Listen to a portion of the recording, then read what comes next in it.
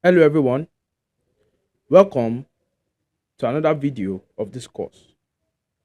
In this video, we shall be talking about iconography. Iconography is a visual language used to demonstrate aspects, content, or functionality.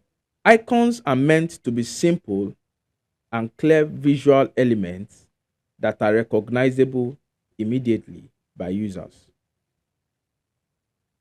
Redesigning well-known icons such as home icon, search icon, and so on and so forth is not necessary. You do not need to reinvent the wheel. You can simply get access to almost all kinds of icon on websites for free or at reasonable costs. But what if you need to design some icons specifically for your project? Well, in that case, you should design icons which are in harmony with your design and other icons which you are using for the project.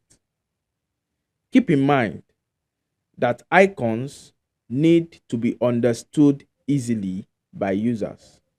So make sure to show consistency in your design with the icons you use.